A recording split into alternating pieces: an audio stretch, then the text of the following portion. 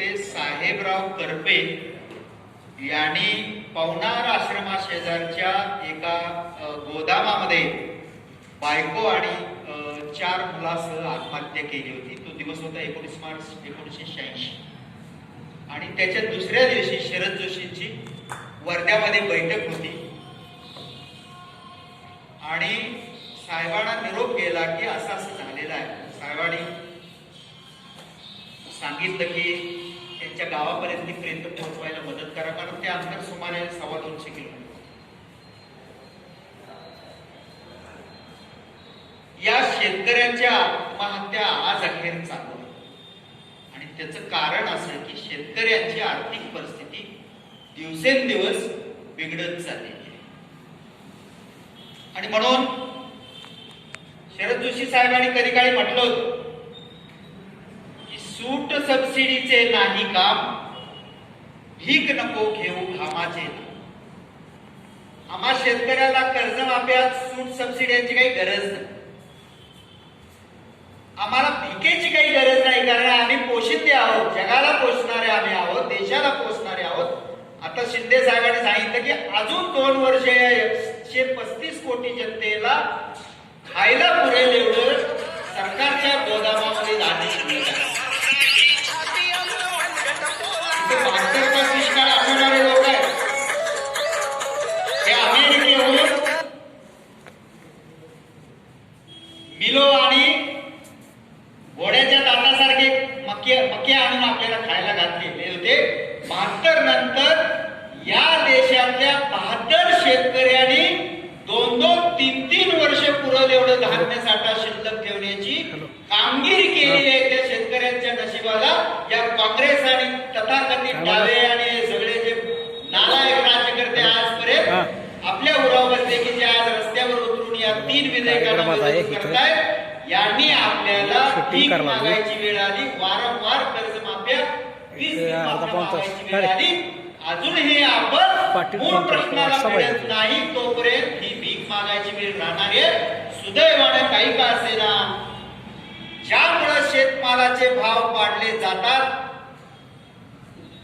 ते ज्या कायद्यानं होत होतं, शेतमालाचा भाव सांगण्याचा अधिकार आपल्याला ज्या गोष्टीनं हिरावून घेतला होता, ज्यामुळे शेतमालाचा लिलावच करायचे कायदे होते, त्या कायद्यामध्ये बहुतांशी का होईना बदल करून शेतकऱ्याला त्याचा भाव सांगण्याचा आणि त्याच्यावरची बाजाराची नियंत्रण संपवण्याचं मोदी साहेबांच्या सरकारनं नरेंद्र सिंग तोमर यांच्या कृषी मंत्रालयानं जो निर्णय घेऊन आपल्याला या 3 कायद्याद्वारे जे बंधनमुक्त करण्याचा प्रयत्न केलेला आहे. मी पहिल्यांदा या मोदीजींचं, नरेंद्र सिंग तोमर आणि भारतीय जनता पक्षाच्या या सरकारच्या या निर्णयाचं मी मनपूर्वक स्वागत करतो.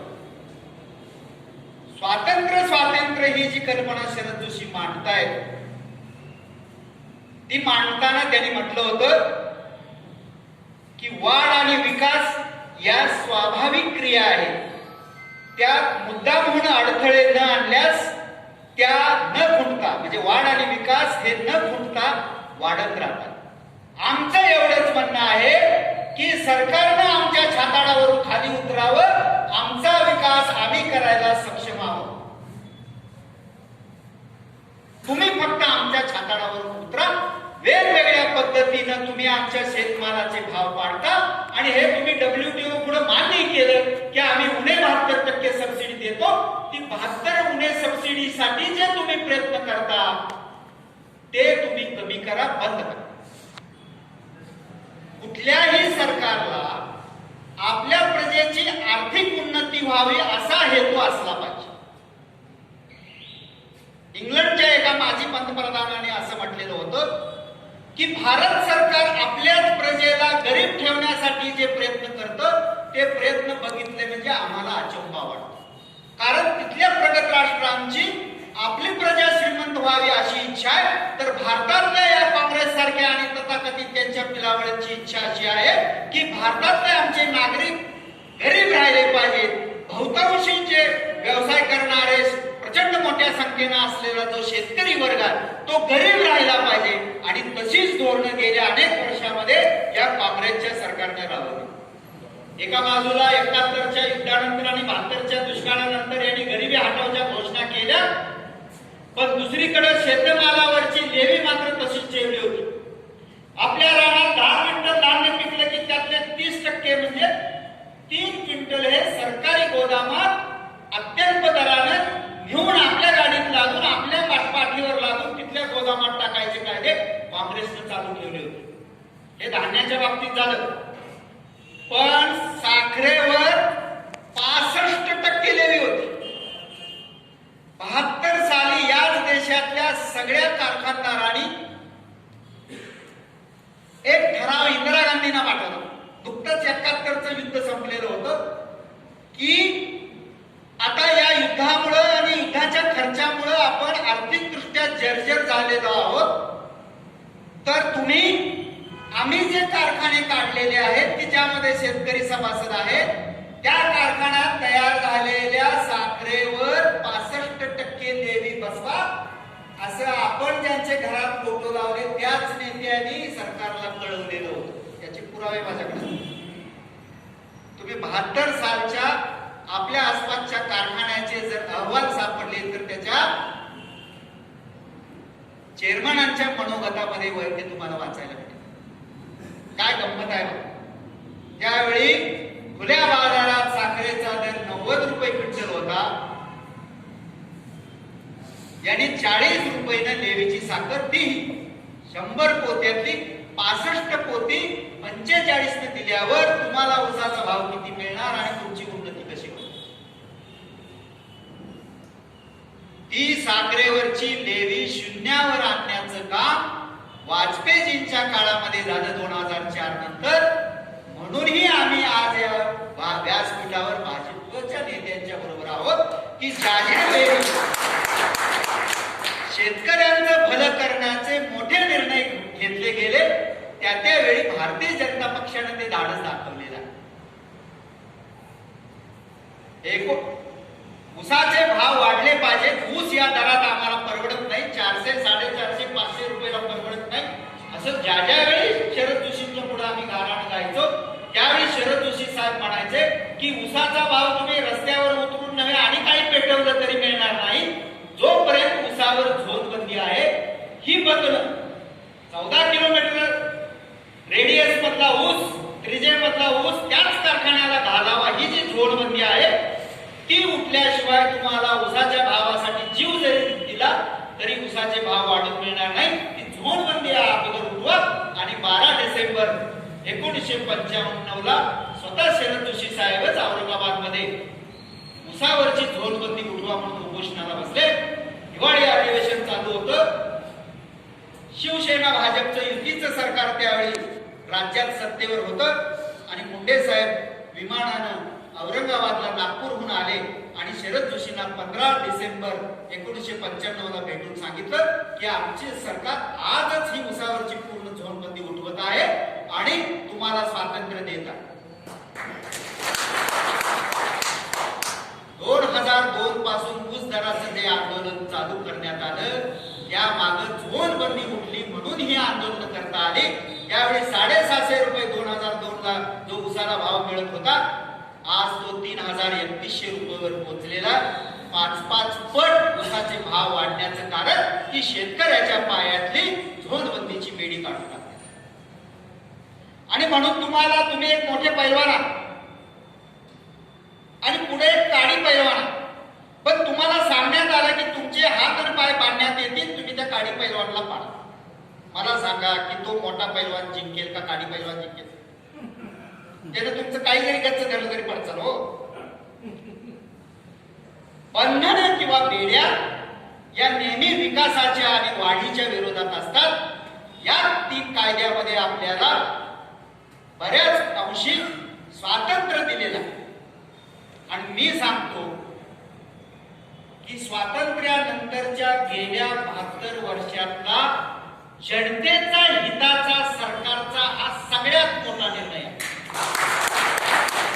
अजून यात काही कृती आहे ज्या आपण पुढे चर्चा करणारच आहोत. पण प्रचंड मोठ्या संख्येनं या देशामध्ये एक शेती नावाचा व्यवसाय करणाऱ्या आणि त्यावर अवलंबून असलेल्या त्या गावच्या शेतमजूर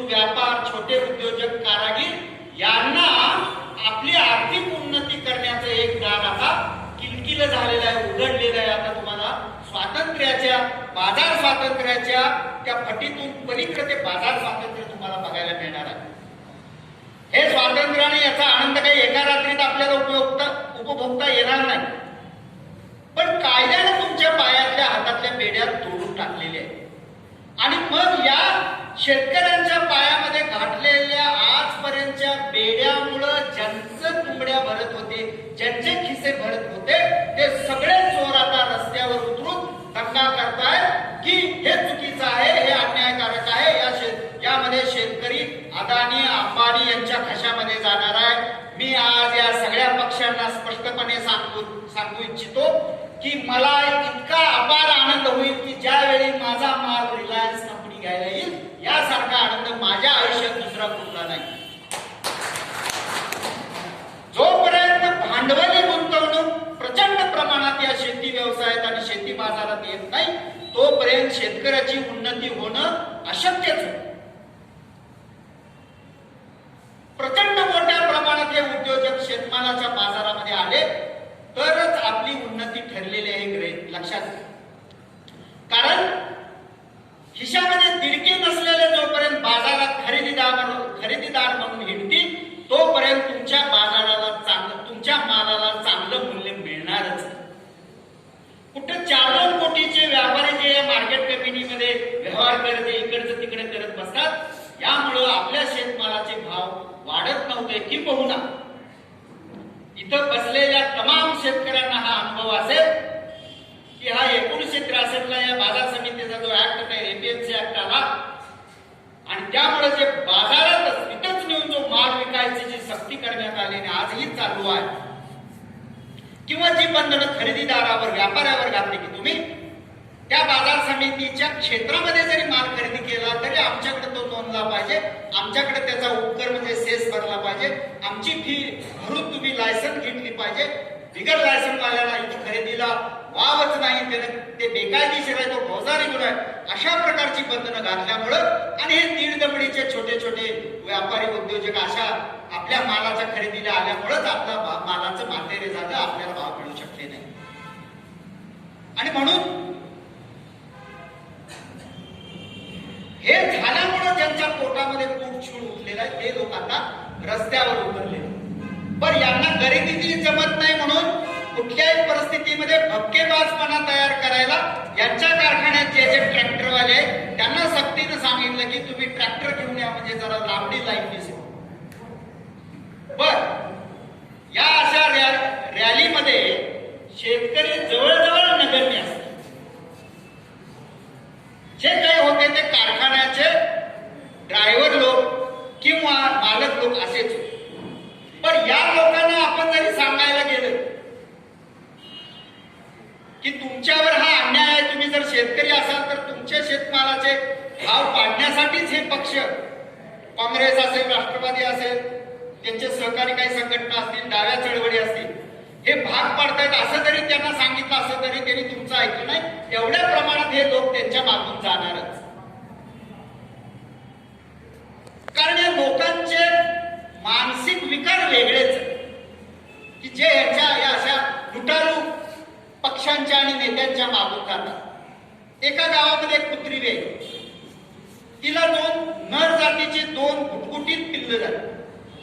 कुणीतरी गावच्या पाटलाला जाऊन सांगितलं की कुत्रीला 2 चांगली पिल्लं झाल्यात, मला तुम्ही म्हणत होता मागे कुत्र पाहिजे दारात, बरं दिसतं. मग पाटलाने त्यातलं एक कुत्र घरला घेतलं आणि एक जे ते राहिलं त्याला काय कुणी मालक मिळाला नाही, ते गावभर चरून मोठं होत राहिलं. आता ते गावभर चरल्यामुळे झालं कुटकुटीत. पाटलाने कधीतरी अंड घातलेलं ते झालं असं. आणि या 2 भावांची एकदा एका गल्लीत गाठ.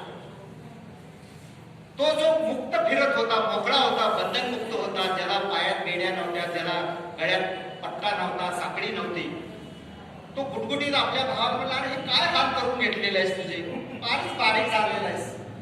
पाटील म्हणजे इथे आडनाव पाटील आहे ते नव्हे, ही एक पदवी आहे. तर फारच बारीक झालेला आहेस. तो म्हणला तुला नाही कळायचं, अरे कशाला तिथं राहतोय, ये माझ्या संग गावभर खाऊन मोठं हो, तुला नाही कळायचं बाबा माझं काय आहे, मला एक वेगळं हे आहे. अरे काय आहे तुझं वेगळं, तुला नंतर सांग. असं बोलत बोलत बोलत हे पाठवट्यावर गेले जिथं बायका धुणत होती आणि त्या बायकांची तिथं लागली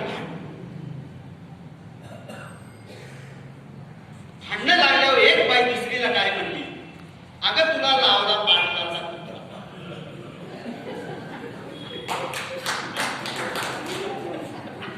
हे जे पाटलाचं कुत्र होतं त्या गुटगुटीत भावाला काय म्हणलं, हो मान फक्त मलाच आहे म्हणून मी पाटलाच्या दारात आहे. तर हे जे पुढारी या पुढाऱ्यांच्या दारात आहेत ती तेवढ्या मानासाठी आहे, त्यांचं तिथं शोषण चाललं आहे. आपण मोकळे आहोत, गुटगुटीत राहायचं आहे. आणि म्हणून पुढाऱ्यांच्या मागणे हिंडणाऱ्या असल्याची चिंता तुम्ही करू. ते काही जरी झालं तर तिथं त्यांचं शोषणच होतं. त्या फालतू मानासाठी ते तिथं की मी पुढाऱ्यांच्या जवळ बरंच झालं. पुढाऱ्याची गाडी गावात आली की दार उघडताना ते गाडीला घासून उभा राहायचे, मित्राला सांगायचं कुठले फोटो काढ. आता तर मोबाईल पण सोपं आणि तो फोटो एनलार्ज करून घरात टीव्हीवर वगैरे असं ठेवायचं. जर काही पुढारी याच्या अगदी जवळच. इतकी दुर्दैवी काही लोकांची जी अवकाश आहे ती त्या पाटलांच्या वाळलेल्या कुत्र्यासाठी. आणि म्हणून जो बिल्लेवाला आहे तो स्वातंत्र्यातला माणूस आहे हे लक्षात ठेवा. म्हणून बिल्ले कायम लावत होते. आणि आजच्या या चर्चेची गोष्ट अशी आहे की आपण आपल्या गावामध्ये गेल्यानंतर या कायद्यातल्या तरतुदी आता सविस्तर आपल्याला गावात जाऊन सांगायच्या आहेत की कुणीही ते जे लोक विरोध करतात, जे लुटारा, जे बाजार समिती, आज आपल्या इथल्या बाजार समितीचे 14-15 कोटी इतकं उत्पन्न आहे, इतका प्रचंड भ्रष्टाचार. मी एकदा त्या बाजार समितीत सहज गेलो. जरकडची एक व्यक्ती आलेली होती, धोतरवाले वयस्कर होते आणि ते मोबाईलवरून फोन गेल्या ज्या परवाच्या निवडणुका झाल्या बाजार समितीच्या त्याच्या अगोदर 1-1.5 महिना असं फोन करून सांगत होते. मला सांगत होते, मला माहित नाही गावाकडे असेल, की मी आता मार्केट कमिटीच्या ऑफिसमध्ये आणि येत्या निवडणुकीत मी उमेदवार म्हणून उभा राहणार, भलेही माझी 10 एकर जमीन विकायला लागली तरी चालेल. काय खुमखुमी आहे बघा की बाजार समितीत जायचंय, मी 10 एकर जमीन विकायला लागली तरी चालेल. याचा अर्थ तिथं काहीतरी आहे की जे त्या माणसानं बघितलंय आणि त्याला ते 10 एकर विकल्यावर इथे येऊन 20 एकराचे पैसे मिळणार असावे. काय गरज आहे बाजार समितीची? कशासाठी? तुम्ही तुमचा माल बाजारात नेल्यानंतर आडत्याकडे ठेवता. ऐतिहासिक काळापासून शेतमाल विक्रीत मध्यस्थ करणाऱ्याला 2.5% कमिशन होतं. त्याला आडच्या म्हणायचे. आडच्या म्हणजे 2.5% काम करणारा आडच्या, त्याचा अपभ्रंश होऊन तो आडत्या झाला किंवा आडती. ऍक्च्युली ते आडच्या असायचे. तर ह्या आडच्याकडे आपला माल लावायचा. तिथं इतक्या गमती जमती असतात आणि इतकं मोठं राजकारण आहे त्या मार्केट कमिटी यार्डामध्ये. मी बऱ्याच वेळा तिथं जातो. तुमची हळद बाजारात जायची वेळ उन्हाळ्यात आली, एक वैशिष्ट्य हळदीचं की हळदीवर प्रक्रिया उन्हाळ्यातच चांगल्या पद्धतीने करता येते. पुढे पावसाळ्यामध्ये हळद मऊ पडायची शक्यता असते, तिचं पीठ करण्याला मर्यादा. त्यामुळे जे खरीददार असतात ते उन्हाळ्यामध्येच तिथं येतात आणि बरोबर त्यावेळी हमालाने किंवा तोलादाराने संप करायचा. म्हणजे हळद तुंबत राहते. हळदीची आवक वाढत राहते, हळद तुंबत राहते आणि मग उन्हाळा संपायच्या अगोदर व्यवस्थित तो मिटवायचा आणि मग हळद प्रचंड प्रमाणात आल्यामुळे भाव पडतात. त्याचा फायदा शेतकऱ्याला होत नाही. तो जो खरेदीदार व्यापारी आहे किंवा त्याच्या संगणमतामध्ये जो आणखी आहे त्यालाच होतो. हे दरवर्षी या मार्केट कमिटीमध्ये होत आहे. एक वर्षी हमालाने करायचं, एक वर्षी तो राहिला. एकदा या प्रश्नावर लढायला मी कामगार आयुक्तांना भेटायला गेलो तर या 100-150 लोकांनी माझ्याबरोबर तुमचे कार्यकर्ते आहे त्यांनी मला घेरा बांधला. अशी भीती दावू लागली की मला तुम्ही मारणारच. त्यात त्यांचे नेतेही होते की ज्याने आता 50 लाखाचा बंगला बांधला. मी त्यांना एकच सांगितलं तुम्ही माझ्याविषयी जर काही करायला जाल तर मी आहे बिल्लेवाला. भीती हा शब्द आमच्या कोशात नाही. मग ते अगदी आम्ही चला असं करत ते मला मार्केट कमिटीच्या ऑफिस पर्यंत जाऊन आले. मग तिथं पाकले हे असलं तुम्ही करायला आणि मी घाबरेन या भ्रमात तुम्ही राहू नका. कारण 3 महिना त्याने हळदीचे ते सगळे मार्केट यार्ड बंद पाडले. हा सडलेली व्यवस्था आणि संगणमतानं चाललेली तिथली व्यवस्था. फ्युचर मार्केटमध्ये एखाद्या शेतमालाचे भाव वाढणार आहेत म्हटलं की तो अडत्याच व्यापारी बनतो किंवा खरेदीदार बनतो आपल्याला माहिती नसते. आपल्याला कमी भावात आपला माल तो स्वतःच खरेदी करतो. दुसऱ्याच तिथं एकेका अडत्याने व्यापाऱ्यांनी 10-20 स्वतःच्याच कंपन्या स्थापन वेगवेगळ्या नावाने केलेली. म्हणजे अ नावाचं जर अडत्याचं दुकान असेल तर त्यानं ब नावाचे खरेदीचे एक लायसन्स वेगळेच घेतलेलं असतं. तो ब ला माल अमुक यांचा कोले यांचा माल ब ला विकला अशी पावती करतो. आपल्याला काय माहित, आपल्याला वाटतं कुठेतरी व्यापाऱ्यांनी खरेदी केलं असेल की यानंच खरेदी केली. पण तिथली पद्धत काय, लिलाव काढायची. मी मगाशी म्हटलं की या बाजारामध्ये रिलायन्स, अदानीवाले आणि कोण कुणाला यायचे आपले एफडीआय वाले येणार असतील तर यावे. एखाद्या गल्लीत ज्यावेळी लिलाव प्रक्रिया चालू राहते या दुकानाच्या दारातून त्या दुकानाच्या दारात, त्यावेळी जे काही उपस्थित खरेदीदार असतात त्यांना जेवढा माल घ्यायचा आहे तेवढाच माल खरेदी केला जातो.